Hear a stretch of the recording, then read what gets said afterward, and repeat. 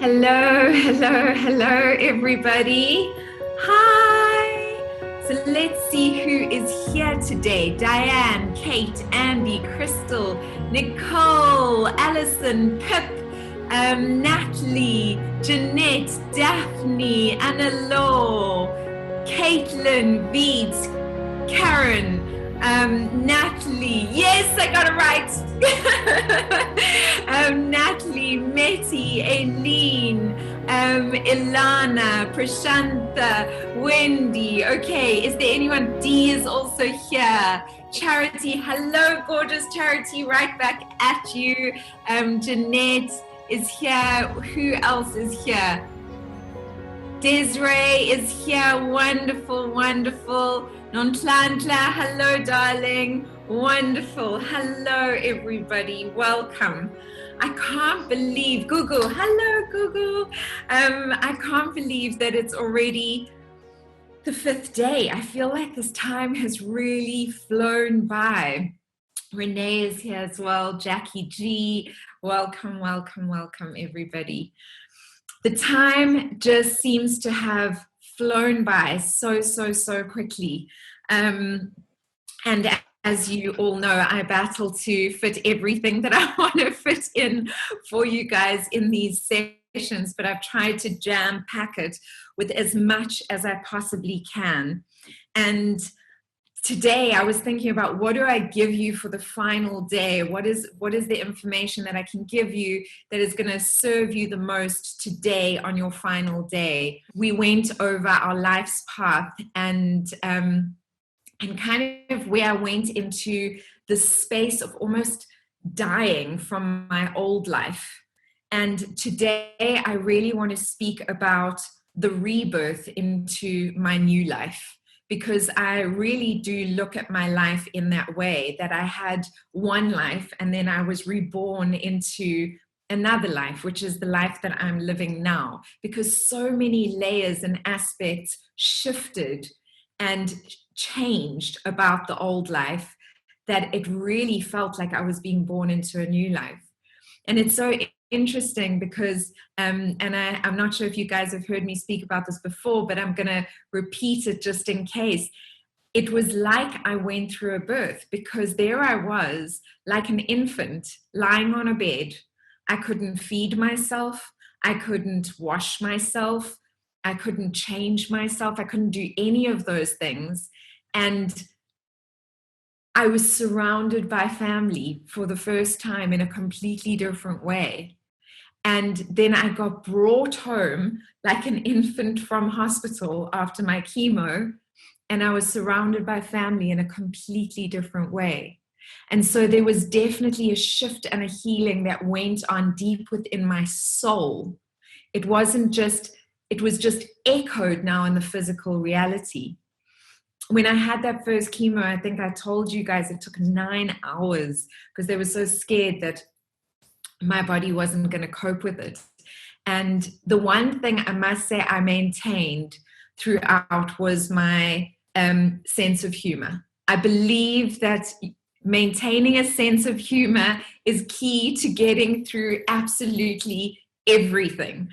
It's like, I think it was a good sort of 6 hours into my chemo, because that everyone kept saying, Susanna, are you feeling nauseous? Are you feeling nauseous? And I was like, yeah, I'm okay, but I'm strong. I'm going to do this. It's totally fine. I'm not going to throw up. And then at one point, I remember my dad looking over and he was like, babes, are you sure you're not going to throw up? And I was like, no, I'm fine, Dad, I'm fine. And he was like, okay, I'm just going to put this bucket next to you here. And I was like, okay. And I just turned and like hurled the bucket. And then I stopped and I went, I told you I'm fine. It's totally fine. Nobody saw anything. And I put the bucket down and just carried on with the treatment. We all kind of laughed about it and carried on. I do think it's really important to just have a sense of humor every step of the way, wherever you are. Find the humor, find the joy. One of the things that I have to speak about, and this is going to be quite a challenging one of you, for me, is releasing the victim And I want to speak about this before I go home, because I had at this stage now released the victim. And it was kind of one of the big steps in my healing. And that's not to say that I've completely released the victim on every layer of my being. It still does exist sometimes, and it pokes out its little head. And then I have to look at it, and then I have to figure out how to get past it again. But there are three things to getting out of victim mentality that I want to go through with you guys, and it is in your workbook as well. Does anyone know why it is important to release the victim? Any ideas? Yes, sense of humor. How to cultivate one. Always look on the bright side of life. You know, you need to, it is cultivating. Happiness is a practice. Happiness is without a doubt a practice. And one of the things, I do want to answer that question. So please will you remind me, actually, Charity, because happiness is a practice. It's not something that just happens. It's a practice. And I will give you actual tools to cultivate a happiness mindset. So will you remind me about that in our Q&A session? Will all of you just remember that question, because it's a really good question. Okay, cool. I'm going to carry on with this. Yes, take responsibility, get back to your power, live life fully, amazing, be free, get your power, part of the healing process. Okay, so victim mentality basically goes, poor me, help me, I'm in need, I am powerless, I'm in a situation where I am not in empowerment, I am a victim. That makes sense to everyone, right? Give me a yes if you guys get what I'm saying. If you dip into your truth, ladies and gentlemen, is there reward in being a victim?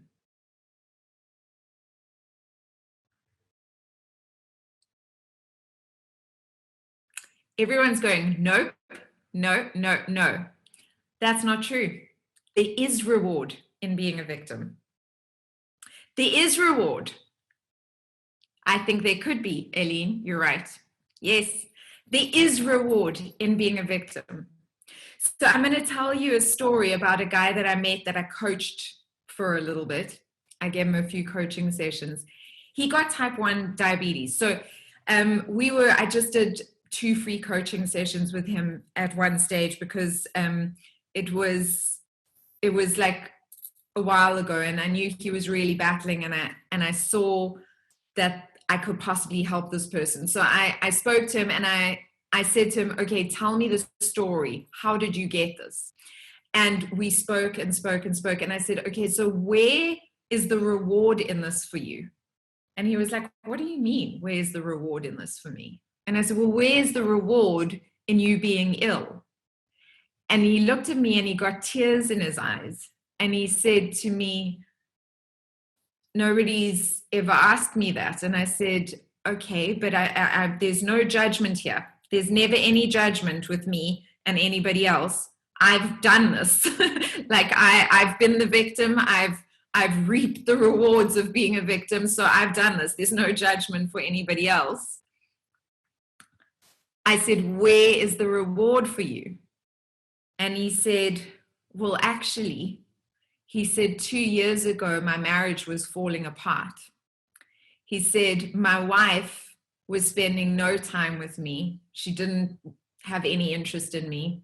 She wanted to do everything else except spend time with me. And then I got sick. And when I got sick, all of a sudden, my wife needed to be there for me. And she stepped into this role of the caregiver, of loving me and looking after me and cooking for me and making sure I was okay. And he said, so that's my reward. That's what makes being sick worthwhile. And I said, well, then, do you really want to get better? And he went really quiet. And then he said, no.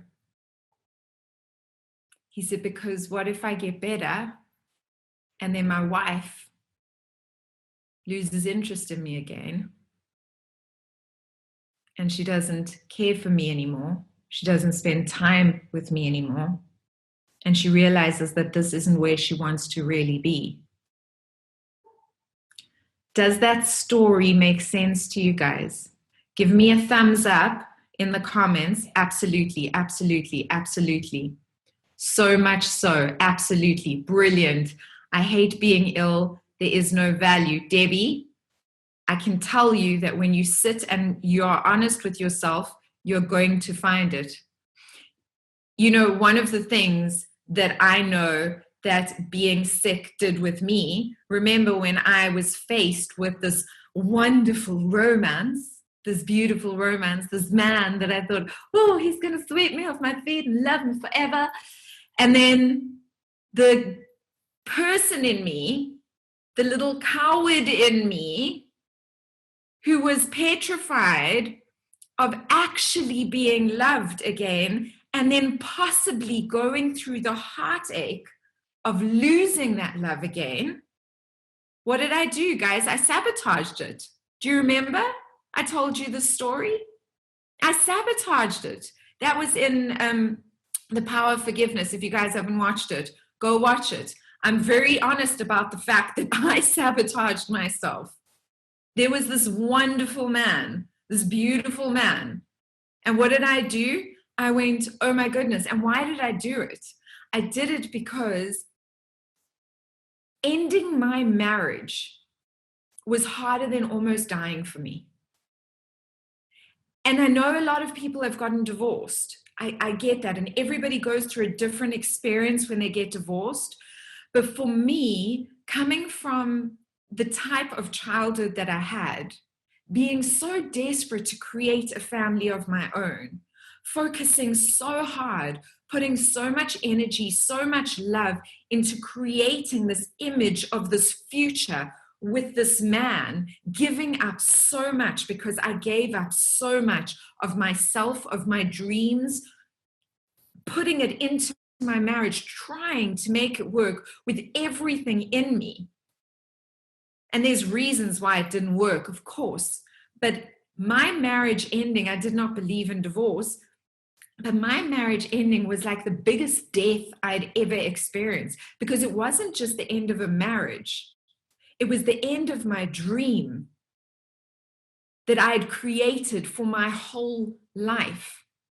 It was for me the end of the possibility of me having children and a family. It was the end of my relationships, not only with this one man, but with everybody that surrounded us. Because if anybody's been through a divorce, they'll know everything shifts and changes. Your friendship groups shift and change. Your family members that were their family members are suddenly not your family members anymore. Does anybody understand what I'm talking about there? Can I get yeses? Okay. All right, I get that. Yes. And the thing is that was so sore that what did I do? I built the Great Wall of China times 25 around my heart, put on the mask. Remember we spoke about the masks of I'm fine, everything's okay, and buried everything inside and carried on instead of dealing with that pain. And that pain was just an echo and another layer to the pain I'd felt when I was little, craving a family and having this broken family that I had, losing all of that when I was little. Can you see the layers building up? And so when I was sick, my trade-off there, the thing that served me was that I made an excuse. I was like, he's never going to love me if I'm sick, if I'm this mess. I mean, what value is he going to get from loving this mess? This is a great excuse to be able to run away and not open myself up, not be vulnerable to possibly being loved. Because when we're vulnerable to being loved, what are we also vulnerable to? Heartache, having our hearts broken. I want to know, Stephanie's with me. She gets what I'm talking about. I want to know who else has done that before. Who else has gone, I'm just going to exit out of this and I'm not going to go there because it's much safer. I'd rather, okay, there we go. Me too, me too, me too, me too, me too. Me too, me too. Lots of me too's. Absolutely me. We've all done it, guys. You're not alone. I just speak about it to you guys because I want you to know you're not alone. I want you to know you're not alone. But there's absolutely reward in being a victim because it protects you from certain things and it draws towards you attention that you might not otherwise have had. Who's brave enough to say, I've played that card before? Even if it's the flu, you know? Oh, I'm feeling sick. Please, will you go and make me some soup or some tea? Yes, me. Thank you for being honest. Thank you for being honest, girls. Definitely. Man flu. Yeah, I've had man flu. I've had such bad man flu. I swear. We've all had man flu, girls. Most of us like put on our big girl panties, but we've had man flu. We've all done it, guys. We've all done it. Feel like that. I felt like that when I could not walk for 5 months. Wow. What a wonderful, vulnerable, honest thing to say. That's the first step, is taking responsibility and going, okay, where am I doing this? What am I gaining by being the victim? What would I lose if I had to stop playing the victim? And the third question is, what would I gain by not playing the victim? And you need to go through the process and you need to do it a few times until it really sinks in.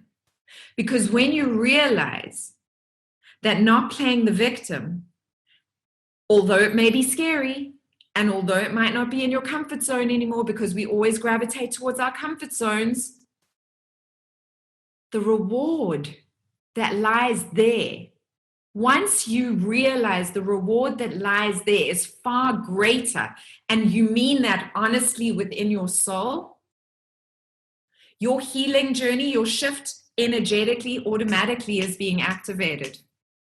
You don't need to do anything else. Do you know what I'm saying? Because inside, you are already changing and shifting towards that. Does that make sense, guys? Let me know if this makes sense. Frick, this is hectic. I know. But you know what? Somebody's got to tell you the truth. And so I'd rather you think I'm freaking hectic, but thank God I told you the truth. And now you're thinking about things in a different way. And then that's sparking a different truth in your mind. And then a different truth, and you're moving now through that tunnel much faster than you were before. Are you with me? Say yes. I'm seeing so many people saying, what a realization, such a realization. It is, I've got goosebumps. I know when I realized I was doing that, I was like, Susanna, what are you doing? What are you doing? And then I was like, yeah, but maybe I can just. And then I was like, no, you can't. And that has happened a few times. So don't feel alone if you have moments where you go, but it's just easier. And then your big girl panty side of you, or your big boy pants side of you steps in and goes, no. We've had enough of playing small now. It's time to play big. I don't think I play the victim often, but my partner does. Don't really know how to cope with him, Aileen. So that's part of the triangle. You know, that triangle that I was talking about from codependency trap. That's what's going on there. I would read that book, Breaking the Codependency Trap, but that's what it sounds like there. I tend to stay away from people when I feel sorry for myself. Me too. Me too. I don't like it. I don't like seeing that side of myself because I know it's a shadow aspect of myself, you know? And so what I do is I tend to go inward, deal with it, embrace it. Why am I feeling like this? But now I found compassion for that side of myself. So I don't judge myself in that process of removing myself anymore. I just remove myself, and that's okay. I remove myself and I go, okay, Susanna, what is going on here for you? Why are you feeling this way? Why are you feeling like you want to dip into that shadow aspect of yourself? What is going on for you here? Like if I think back and think about the little girl who needed attention desperately. And so now when I have a cry for attention and I think of, oh, that's my little inner child going, me, I need some love. Then I can be compassionate with myself and I can go, oh, I'm sorry. Have I not been looking after you properly? That sucks. You so deserve more love than that. You see what I'm saying, guys? So it's steps and shifts to really learning how to look after yourself properly. Caitlin is saying, wow, this is amazing. So many pennies dropping for me. Yay! I love those sort of comments. Love them. Wonderful, wonderful. Steps and shifts. Very interesting. Yes, absolutely. Absolutely, guys. So does that all make sense to you? Because that is your homework. That is your homework, is to go and find that out for yourselves, because by doing that work, you are going to empower yourself beyond measure. So much sense. This is a breakthrough, Anna Law says. Wonderful. Yes, hell yeah, hell yeah, hell yeah. I love my hell yes. Okay, amazing, amazing, amazing. Okay, great, guys. You're doing fantastically. I'm so, so proud of you. Hell yeah, I agree. Breakthrough, Diane says. Wonderful. I'm getting hot from all this excitement. Let me take off my jersey. Okay, so what I'm moving on to now is embrace the new you. This is what I want you to do, is prepare yourself for the new you that is arriving. Embrace this new you. Now, I embraced it by when I went home, I ate differently, I exercised differently, I spoke differently to myself, to other people, I meditated regularly, I did all these things differently. Why did I do those things differently? Because I decided, remember yesterday we said you make the commitment to show up as your highest self, as the highest version of yourself, who is going to love fully, who is going to embrace life fully. Do you remember I said that? Yes? Yes, yes, yes. Okay, I see some nodding going on. Good, I'm glad. If you show up as the best version of yourself, are you going to eat junk food and fill your body with things that are not good for you? No, you're not. You're going to care about what you put into your body, because what you put into your body, you are what you eat. You are what you consume. This is very important. It's not just you are what you eat. You are what you consume on every single level. So your food is just a starting point. What are you putting into your body that is feeding and nourishing this incredible machine, this amazing piece of equipment that allows you to walk and run and hug and touch and kiss and dance? What are you feeding this to support it in doing what it needs to do? And I went really extreme because I needed to, because my body was failing me. And so for the first couple of months, I literally cut out all sugars.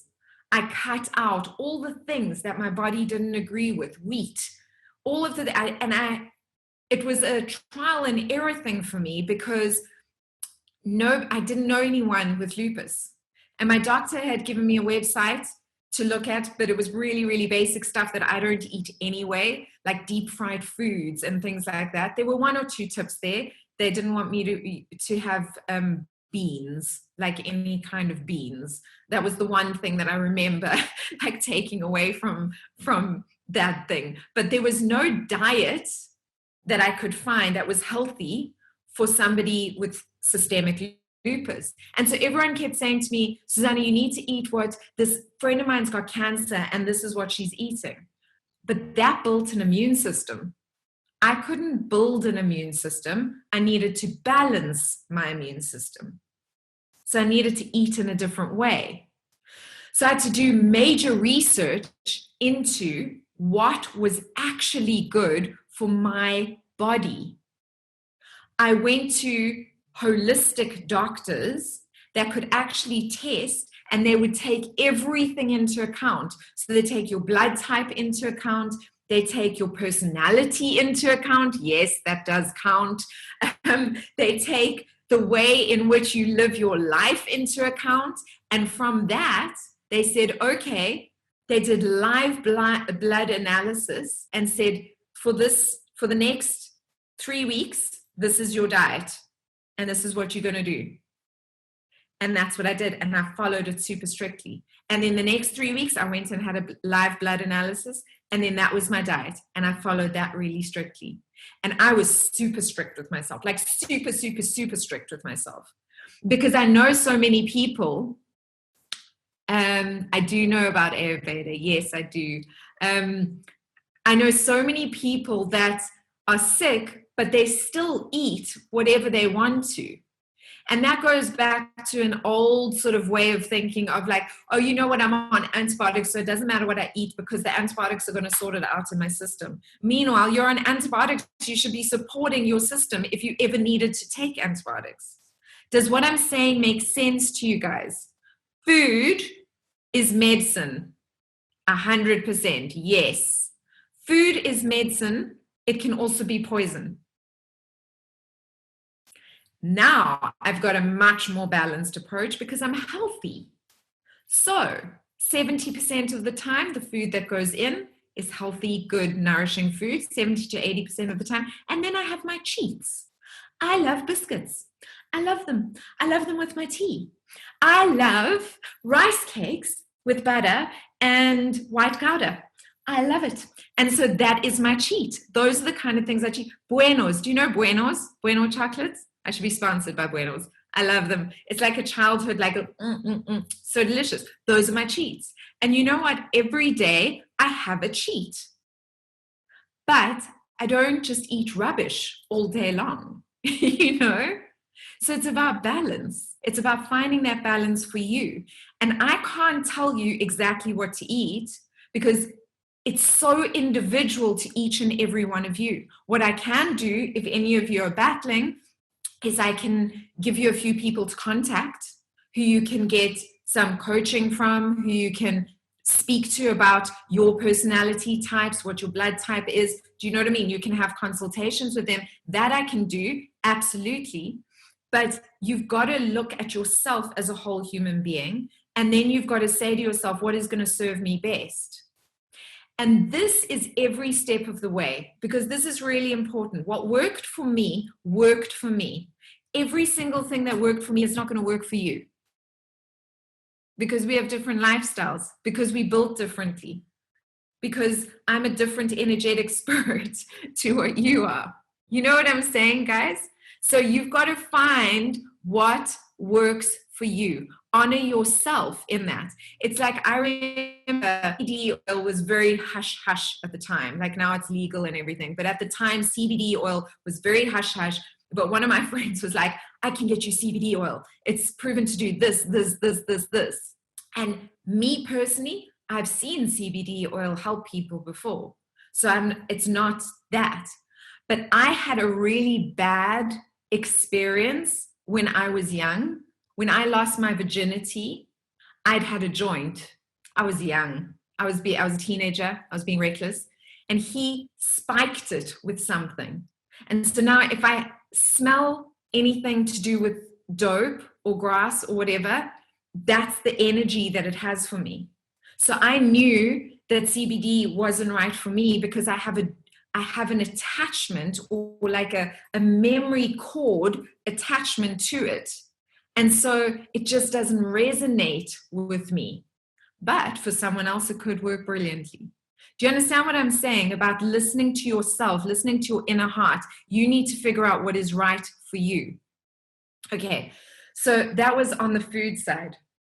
On the sleep side, before I got sick, how many of you sleep 8 hours a night? I mean, I hope you are with this lockdown and everything that's happened, but how many of you, just be honest, sleep 8 hours or more a night? Caitlin, you little gem, 9 plus. No. Yes, Aileen, 9. Good. 7 to 8, 6 to 7, 6. No. Okay. Ariana Huffington. Do you know the Huffington Post? It is owned by a girl boss extraordinaire, guys. Her name is Ariana Huffington, and she is superb. I love that woman. She's fantastic. And she's written a book on the importance of sleep, because sleep is that important. Sleep allows, and it's the best beauty serum you can ever give yourself.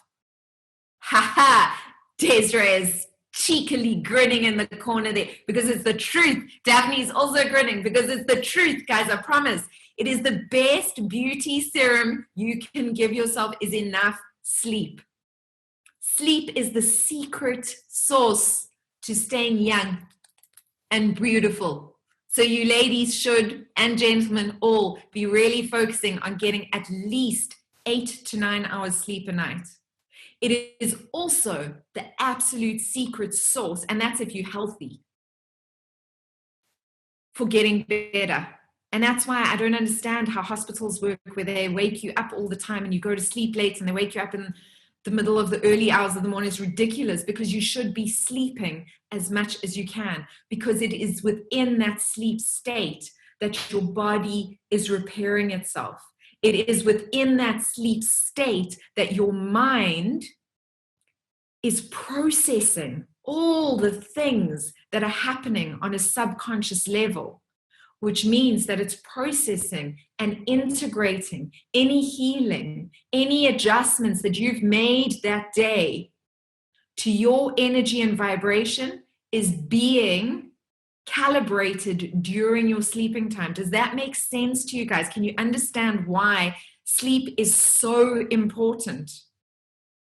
It's one of the reasons why women get postpartum depression, is because they need the sleep so desperately. They've found that keeping people awake is one of the best forms of torture. In the past, when they used to torture people, it was one of the most effective forms of torture, was just keeping them awake, because you start going mad. It's one of the worst things you can do for yourself. Meti, you know that not having enough sleep is important, and you know that you should be doing it. So I need you to make a commitment to yourself to start doing it. That's all it is. You just start doing it as much as possible. And you know, I'm not good. Well, I actually learned how to have really good power naps when I was sick, where I would just because I would just sleep all the time as much as I possibly could. But now I still use that sometimes. And my boyfriend is brilliant at power napping. He sometimes says to me, no, it's lunchtime. Come, we're going to eat lunch. Come, we're going to have a power nap. And he'll just grab onto me and I'm like, no, I want to go to work. No, we're having a power nap. And then we have like a power nap. And then you wake up, you've got a whole renewed energy. In a lot of big businesses, they started introducing spaces where you could go and have a power nap. Or they would give people breaks that were long enough for you to go home and have a power nap, because they understand how it resets your brain. So sleep, focus on getting enough sleep. That will change so much of your life. I battle to fall asleep, especially if I had a busy day. Meditation. So one of the things that really helps me fall asleep, because I can also battle sometimes to fall asleep, is meditation. I use guided meditations, and now my brain knows when I switch on that meditation, that's my sleeping pill. It's time to go to sleep. So meditation is amazing for that. Try not to do screen time, those kind of things that get your brain really active. Try not to do anything like that before you go to bed. Read a novel, something that's not too exciting, so that you don't get too excited before bed, but read like a novel or a book, something like that really, really helps. Okay, so sleep. Exercise. What is the best exercise for your body, and how often do you do it? Meditating. Do you meditate? If you don't meditate, do you want to start meditating? How often do you want to meditate? How long do you want to meditate for? Now, I've got this all in your workbooks, guys, but the secret to filling this out is that I want you to think, when you are doing it, the highest version of myself, the best, most beautiful version of myself. How would they answer these questions? What would I be doing if I was showing up as the highest version of myself? Does that make sense? Veet, Jeanette, Caitlin, Pip, Alison? Yes? Natalie? Yes? Aileen? Prashanta? Thalia? Is it Thalia? Yeah, what a beautiful name, Thalia. Andy? Okay. Daphne? Desiree? Annalo? BJ? Ilana, Natalie, okay. Yes. Okay, so those are the important things. Now, a lot of you have asked me what I did during my healing process. What are the different healing modalities that I kind of embraced? So energy healing, I've always been very spiritual. I've just always, since I was little. I mean, I think I was about 7 or 8 years old, and I was very lucky. My mom sent me to the Michael Mount Waldorf School in Johannesburg. Has anyone ever heard of a Waldorf school before? Just give me, or Rudolf Steiner. Just give me a thumbs up if you guys have heard. Haha, yes. Yeah. So I come from a Waldorf school background, and what's her name from Friends? Jennifer Aniston. Yes, Jennifer Aniston. Do you know that she's a Waldorf child, guys? I always use that as a little poop poop. We're from the same club. But anyway, it's a very unique way of educating students, and I feel very incredibly blessed. It's like one of the greatest gifts I think that my mom gave me was sending me to the Waldorf school, because I grew up in South Africa, which was at the height of the apartheid era, but it didn't touch me. I didn't know anything about what was going outside this beautiful bubble that had been created for me, which was the Waldorf school. And I had I'm a little Portuguese child with some French blood, and so I didn't even speak English. I learned English at school, so I arrived and I only spoke Portuguese, and I arrived into a class that had little German kids, and there were little Zulu kids, and there were little Afrikaans kids, and there were English kids, and they were just like this whole collection of all these different cultures. And it was great. My mom said my brother went to school and he didn't say one word for 6 months. 6 months, he didn't say one word, because my brother would only do it as soon as he knew that he was absolutely perfect in speaking. She said, I got home and I told her I could speak all the languages from all over the world. And then she asked me to demonstrate, and of course I did, but I was like, because I thought I could communicate with everyone, and I tried damn hard to communicate with everyone in my class. And but it was such a gift, because I grew up just embracing and loving all these different cultures that came into my class. And I will never forget, I was 7 or 8 years old. It was the beginning of class 2. And this little Indian girl joined our class. And we had never had a little Indian girl in our class. There were others in the school, but this was the first little Indian girl to join our class. And so I was fascinated, because she had so many gods, and I didn't have that many gods. Like, I didn't know that there were that many gods. And she had all of these gods. There were so many of them. And I thought this was amazing. This was the most incredible thing. And there was a little kid that had just come from America, and he had just moved to our school as well. And he was like, he heard me listening to this little girl telling me about all her gods, that I was just loving all these stories. And he was like, I don't know what you're talking about. There's only one God. And I was like, no, there's lots of them. Listen, come sit, come listen to all these other gods that are available to us. Come listen to this. And he was like, no, there's only one God. And I was like, no. And I ended up having a fight with this little boy, and I was so cross. And I went home. I went home and I spoke to my mom, and I was like, Mom, I am so upset because this little boy told the new little girl in our class that there's only one God. And that can't be true because she's got lots of gods. So surely it's because he comes from America and he only knows that one there. And she comes from India and she knows all the other ones. Well, how come they're fighting? Why don't they know that they must be the same ones? He's just seeing it from a different country. So somewhere in me, my mom was like, what? This crazy little child. But somewhere in me, I already at that age, before I knew or had been taught or could understand anything greater, I in me knew that all rivers led to the same ocean. And I believe that still today, that all rivers lead to the same ocean, that we are all part of a greater divine, and we see things and experience things in different ways because of our cultures, because of where we were brought up. But there is no exclusion. There's no exclusion. It's like that. Did I tell you the joke about the elephant and the blind men? No? Yes? Should I tell? Okay. So there's this bunch of blind men, and they are walking through a forest. They come across this elephant. And so the one is holding its leg, and the other one crawls underneath its stomach and it's rubbing its stomach. And the other one is holding its tail. And the other one has got its trunk, and it's like, oh, this is squishy. And the other one is climbed on top of its back, and it's like, wow, this is so broad and hot. And they start speaking to each other because they've never experienced something like this before. And so they say, and the one on the back goes, wow, it's so big. And it's like, it's broad and it's hot and the surface is rough.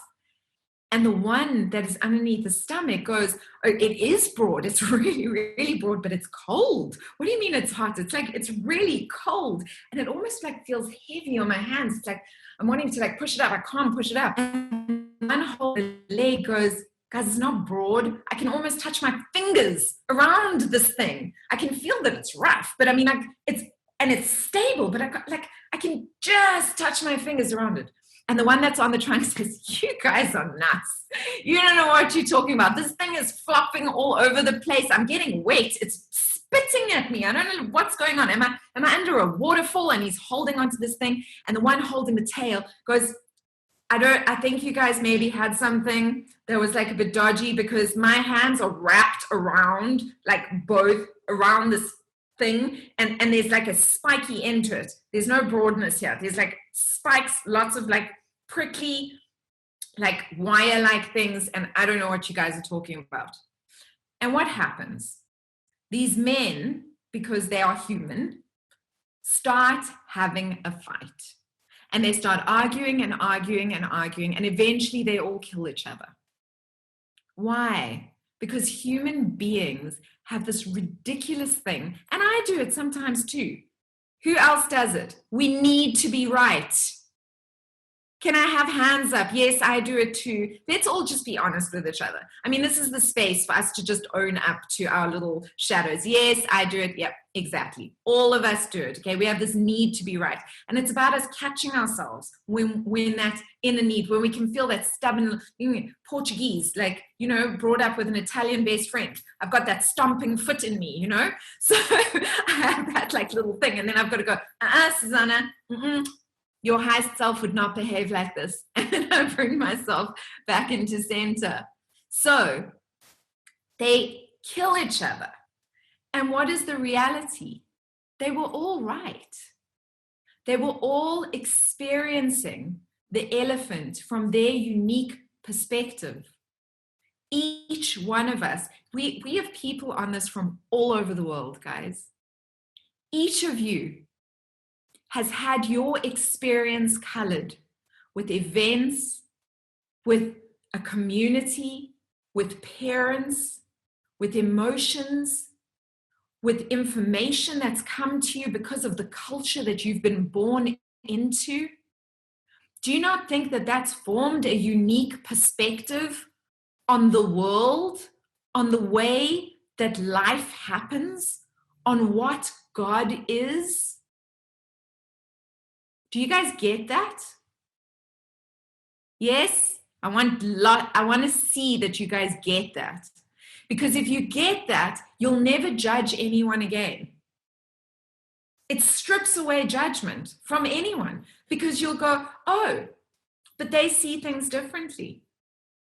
One of the books that I absolutely love, or one of the collection of authors, is from the imago therapy. But in the imago therapy, there isn't a right and a wrong. There's only your perspective and how it's made you feel, and my perspective and how it's made me feel, and how we can come together to make each other feel okay with each other about what happened. So when you have a disagreement, it's not about, no, but I'm right and you're wrong. It's about actually sitting back and going, okay, this was my experience of it and it's how it made me feel. This is your experience of it and how it made you feel. I'm so sorry that it made you feel that way. That was not my intention. This is what I was experiencing, and that's why I behaved like this. Can you imagine the world if that's how we dealt with a disagreement? Would we live in a different world? Completely different world. Oh, yes. Completely different. Completely. Yes. These kind of little shifts that we make within ourselves are all bringing us to our true center of living from a truly authentic place of love, which is when we are most in our power. And that is my aim for you. That's why I keep throwing all these little bits and pieces at you. I know there's a lot, guys, but these little bits and pieces are all little tiny shifts that create big ripples. And that's all we need to aim at the end of the day. You know, I've got a 1% rule. I totally get Mother Teresa. God, if you only give people what you think they can cope with, why did you have to trust me so much?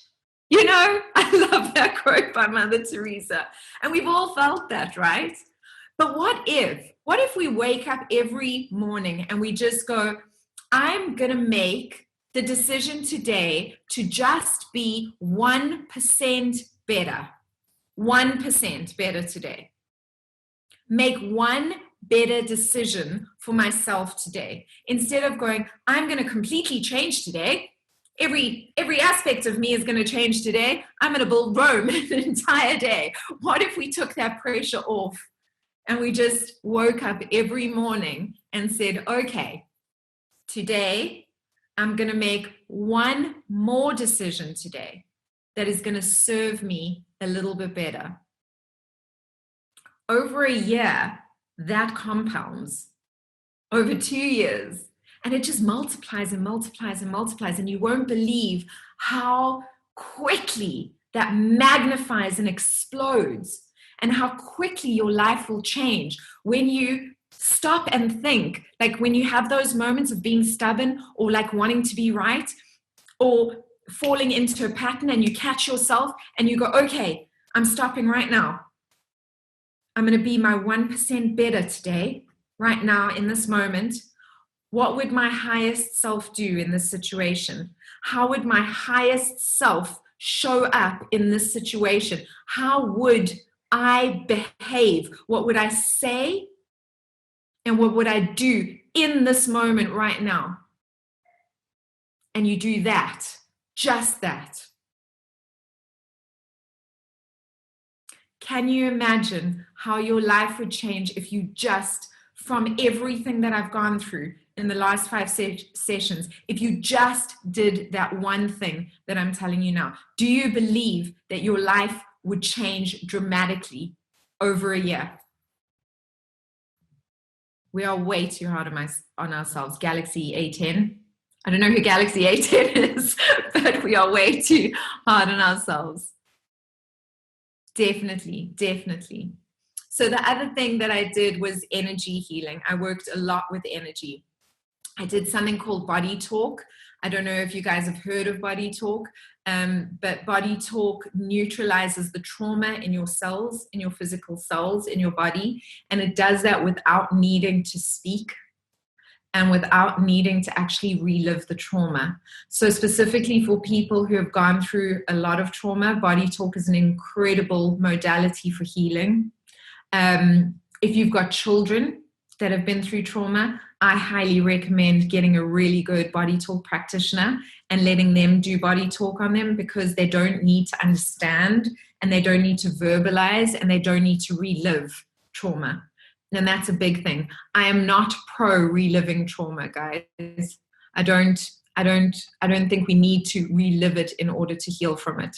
So there are different practices that do require you to relive your trauma. None of the ones that I recommend do that. I don't believe you need to relive your trauma in order to heal from it. So body talk, definitely. I did something called Qigong, because after I watched that Medicineless Clinic, you guys heard me speak about the Medicineless Clinic. Of course, the universe was supporting my healing at that stage. And so I'd heard about the Medicineless Clinic, and I was literally, it was a month and a half after my first chemo. So I was barely walking yet, because you got to remember, like, some people are having chemo and they're physically functioning, but I had near organ failure in almost all my organs. So I needed that time for my body to actually have the strength to really walk around. Like, I could walk a little bit and then I would need to like sit. I definitely couldn't sit up. I needed to be lying down. But I saw this and I was like, okay, I need to do Qigong. I need to do Qigong. I found the only Qigong practice in the whole of South Africa was in Cape Town. And guess what? The universe lined up for me, guys. Thank you. The next weekend, they were going to have a Qigong course in Johannesburg, where I was staying at my parents'. They were going to do that there. And it was just down the road from my parents' house. So I phoned the woman and I was like, this is what I've gone through. I need to learn how to do Qigong because I need to harness my Qi energy. I need to build the Qi energy. Now, the Qi energy is literally your life force energy. And what Qigong does, it gives you practices on how to grow and develop and harness your Qi energy. I'll go into this more as well in the membership, but I just want to this is how the universe supports you. How? In the whole of South Africa, there was one place that taught Qigong, and it was in Cape Town, so I couldn't get there. But they were coming and doing a course that very next weekend in Johannesburg down the road from my family. And so my dad would drive me to the course. I had to wear a mask because I had no immune system. I couldn't walk. He would walk me inside. I would lie on, they had a couch there for me. I would lie on the couch and I would listen to everything that was happening in that course. And I would then practice it in my mind as if I was doing it physically with them. That's how I learned Qigong.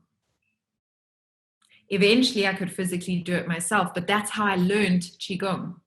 So when people say to me, I can't do it because I can't get out of bed. Yeah, you can, because you've got a mind. And if you've got a mind that you can harness and you can connect to your heart, you can do anything. Does that make sense, guys? We've got to remove the excuses and start showing up for ourselves on every level. So I did Qigong, I did body talk, I meditated, I used food as medicine, I slept.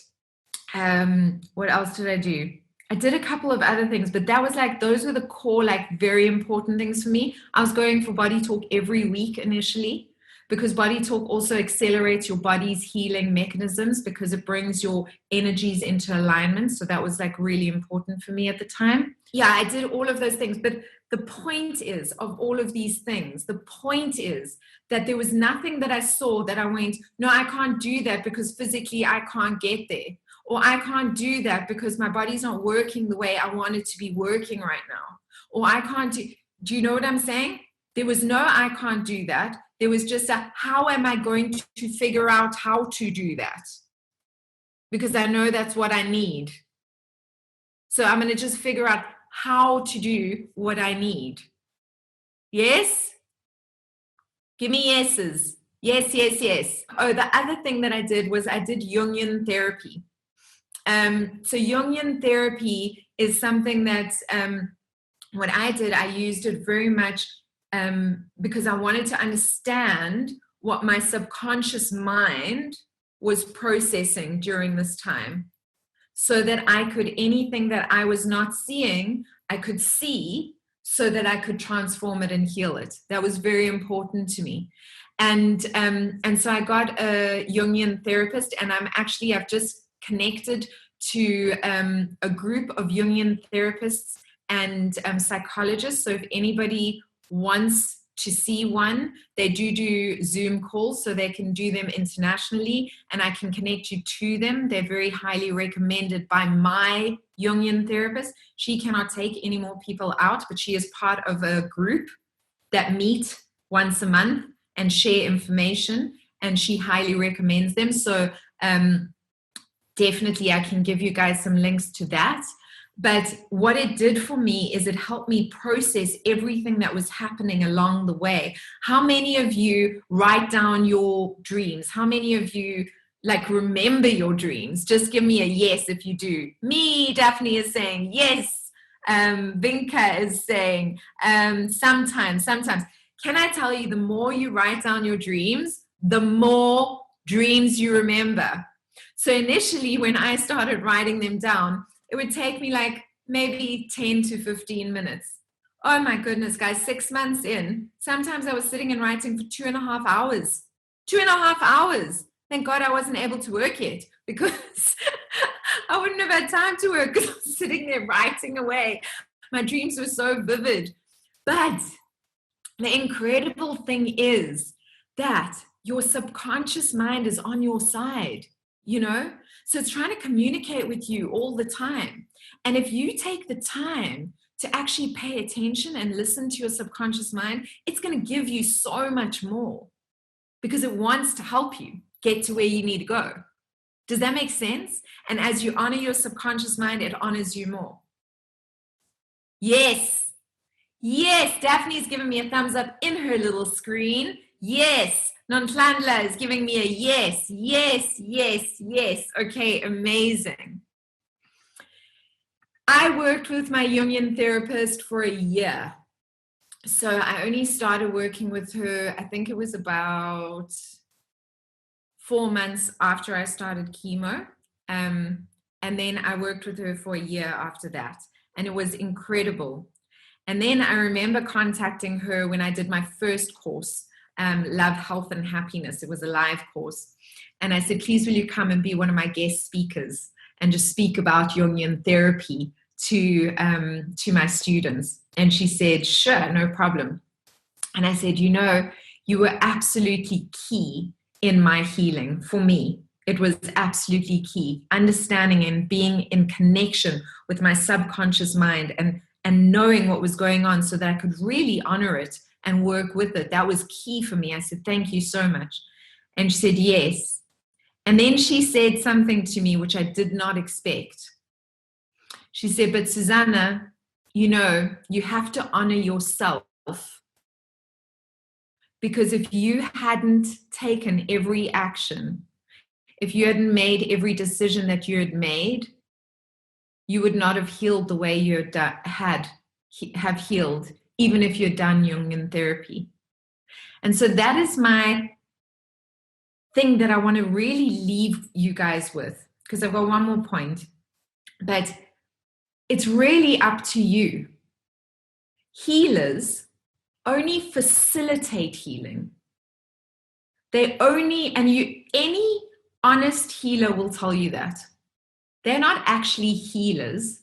They are facilitators of a healing process. A doctor facilitates healing.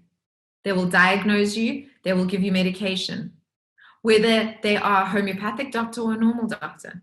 A healer does exactly the same. They will hold the space energetically for you to heal, but nothing will happen without your higher self wanting that healing to happen and allowing that healing to happen. Does that make sense to you guys? Because it all actually, at the end of the day, comes from you. And that is so important. And that's why I started this session with you understanding where in your lives you're being victims. What are you getting from that? What would you be giving up if you had to stop doing that? And what would you be gaining? Because as soon as you start understanding what you can gain, that healing process will start naturally kicking in. But your mind, subconsciously and consciously, has to know that the real value lies there, not in the way that you've been, not in the pattern you've been repeating, not in your old way of being. Otherwise, it's going to stay there, because if your mind, subconscious and conscious, believes there's more reward in being there, you're not going to heal, you're not going to change, nothing's going to change. Just repeat that. You need to understand that if you cannot see the reward in being healed, in being the best version of yourself, in not being depressed, in not being the victim, if that reward does not outweigh the comfort, because guys, people stay in abusive relationships for years. Why? Not because they are happy. They're not happy in an abusive relationship, but they've grown comfortable in the discomfort. It becomes more scary to leave the dysfunctional state that they're in than to stay in the dysfunctional state that they're in. It's exactly the same. That framing applies to everyone. Do you understand that? I need you guys to really, really get this.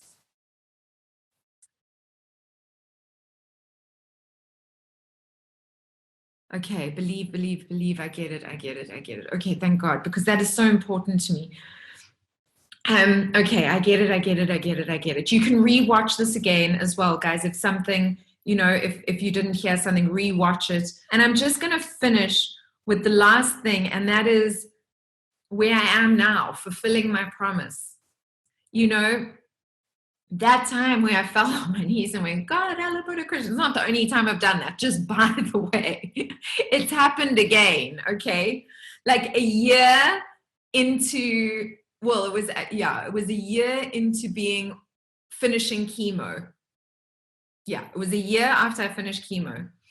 I had now been trying to do some work for 6 months, because I now was physically able to do a few things, and I was trying to do some work, but my doctors were like, no stress. So you're not allowed to produce feature films anymore. You're not allowed to do radio and do all of these things that are high stress because they're live, and, they are some of the most stressful jobs, that you can do. And so I was like, okay, well, what am I going to do? So I tried all kinds of things. I even tried to get a fleet of Uber drivers together. I was like, it's fine. I can be an Uber driver for a while, and then I'll, get going with that. And then I'll get somebody else to drive my car and get another car, and I'll start an Uber fleet. That's what I'm going to do. And then they closed applications for Uber drivers. I was like, damn, missed that boat. And so I was trying all these things in the universe. I was just hitting dead ends. And eventually I was like, come on, universe, can you please just give me a break? What am I supposed to do? If I'm not supposed to be producing feature films, what am I supposed to be doing? I'm trying here. And literally 2 days later, and I think I told you this, I bumped into Robin Banks in Sea Point here in Cape Town. And Robin lives in Joburg. And I'd met Robin because I'd interviewed him before I collapsed, like a year and a half before that. I'd met Robin, and I bump into him, and now I've got no hair because I had chemo. So my hair just started growing back. So I had like I don't know, like a cap of hair, basically, like really, really, like a pixie cut of hair. And I bump into Robin. I'm like, Robin, I can't believe I'm bumping into you. And I'm totally thinking Robin recognizes me. And Robin's like, who is this person? And he's going, oh, hi, how are you doing? And he thought that I was just like, I was somebody that he had met somewhere and he couldn't place me. And then he clicked and he was like, oh my God. He said, where's all your hair? And I said, I kind of almost died. But don't worry, I'm fine now. And he was like, what? And I said, yeah, don't worry, but I'm fine now. And he said, and you promised you'd come to one of my talks. And I said, I know, I'm so sorry. I did almost kind of die. It wasn't like I just disappeared. And he said, well, I'm having one tomorrow night. Please come. So I said, okay. Cape Town winter. Okay, any Cape Townians out there will know this. We don't go out in winter because it's cold and we ninnies. And so we stay indoors. And it was a Cape Town winter night. And so all I wanted to do was stay indoors. But the universe had sent me this gift of me bumping into Robin Banks. And he had said, come to my talk. And so I put on every piece of warm clothing I could find, and I got in my car and I went to Killarney Hall or whatever it was called. And I watched Robin do his introductory talk. And I was just blown away by the transformation, the palpable transformation I could feel in the room. And I was like, this is amazing. And so I went to him afterwards and I said, Robin, I said, when are you going back to Joburg? And he said, tomorrow afternoon. I said, can I have coffee with you tomorrow morning? And he said, oh, okay. And and he's like, a pretty girl asked you to go for coffee. You say yes. And I was like, thank God. And the next morning we met for coffee. But that night I went home and I researched him again because I had interviewed him a year and a half before. So I needed to make sure that I was up to date on everything Robin Banks. So I sat up for 3 hours researching him. His website was built in the Stone Ages. He had 2 different logos. He had no online presence whatsoever. And I was like, yes, this is something I can do. I was a creative director. I can help Robin change lives. That is in alignment with my promise to the universe, right? Because I promised to make it worthwhile. It didn't need to be me. I didn't think it was going to be me, guys. I didn't think I'd be sitting here teaching you guys like I am now. I thought I was going to help other people, wise people teach you guys. That's what I thought, back then.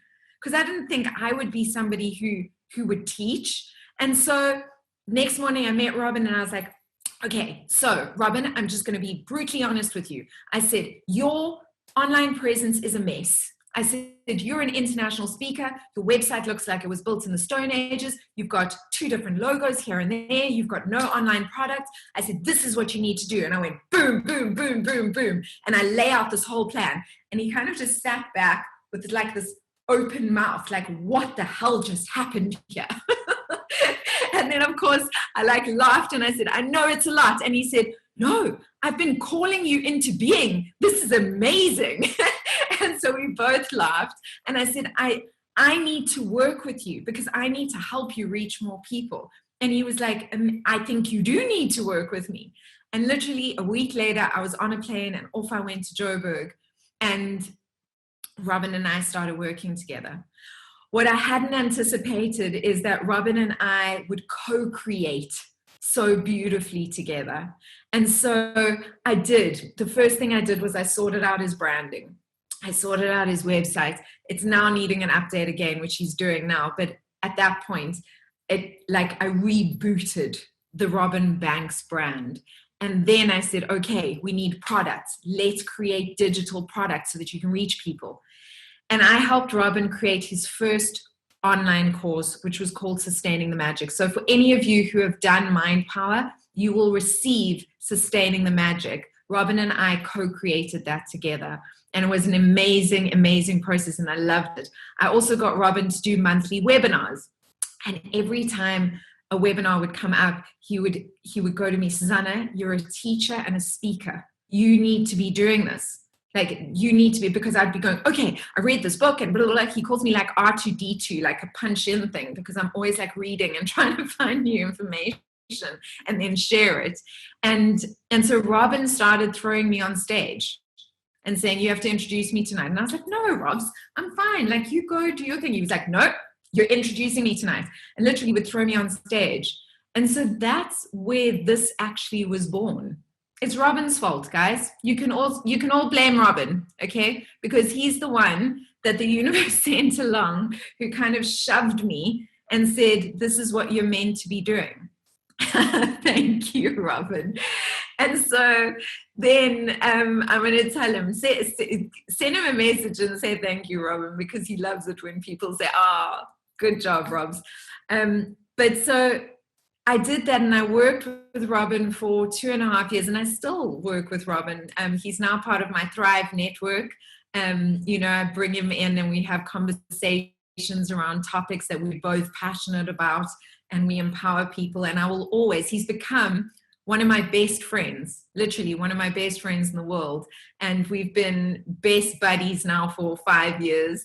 And I treasure him immensely and I do believe the universe sent him to help me with this, to help me on this path. And he's actually the one as well because I did do that first course, and then I slipped away again, and I kind of went into another realm, which was also celebrating people and empowering people, but in a totally different way. I was working within the creative industry, and I really highlighted, because for me it was so important.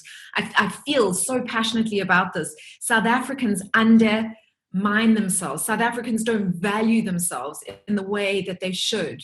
And I know, because I work with internationals all the time, that as much value as you find out there in the world exists here in South Africa. And so I came up with the concept of creating a show that was 70% South Africans and 30% internationals, and they were both placed on the same platform, and it showed their talent, so that when South Africans watched it, they could go, oh, look what's going on here. Same, but different.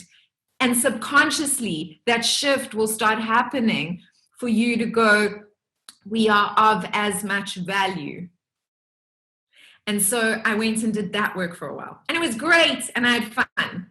But then the universe went, hi, miss, can you please come back? Because there's other work to do. And Robin was one of the people who said it to me, and Brian was one of the people who said it to me. They were like, when are you going to start, Susanna? When are you going to start? And I was like, no, I'm helping all the other teachers in the world reach everybody in the world. And they were like, but you're supposed to be doing this. And so finally, with another push, I put on my big girl panties, and I'm here with you guys. And I thank you for taking this leap and being a part of my very first online course. It has been, for me, just such an honor and privilege. I'm blown away every time by the beauty of your comments and support and love that you share in this beautiful community that you guys have created, that we've created. Wendy, I don't know what I would do without you, so I'm just going to thank you right now. I have been praying for you to come into my life, literally praying for you to come into my life. And yeah, guys, just give Wendy a round of applause. I'm going to unmute you all at the same time. I want you guys all to just give Wendy a huge round of applause.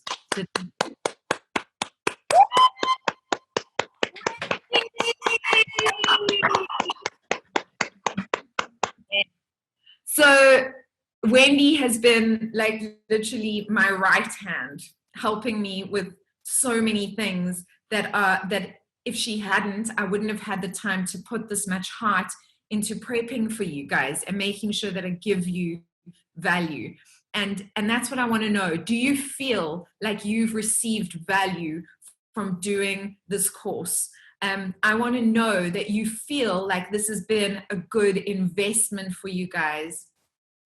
Absolutely. So much. So much. Thank you, Wendy. Thank you. Without a doubt. Yes. So precious. Absolutely. Amazing. Then good. Then I am at peace with what I've done. So wonderful. Yay. Okay. Thank goodness. I'm probably going to go and cry after this with just gratitude. But thank you to all of you for taking the chance of coming and investing in this and being with me today. I really am. I'm so honored and privileged to have been able to share this time with you. So thank you. So I'm going to end tonight with one of my favorite sayings that I want you guys to use whenever something wonderful happens. You say, thank you, more please. Okay? So that you acknowledge when something good happens in your life, when there's a good moment that happens in your life, when you achieve something, when you experience breakthrough, when you have a moment where you go, oh, this too shall pass. Thank you, more please. Gratitude is the great accelerator and attractor of bringing more of what you want into your life. So practice it. Thank you, more please. And that's how I'm going to end tonight. Thank you to each and every one of you. Thank you. And I look forward to more, please. Bye for now.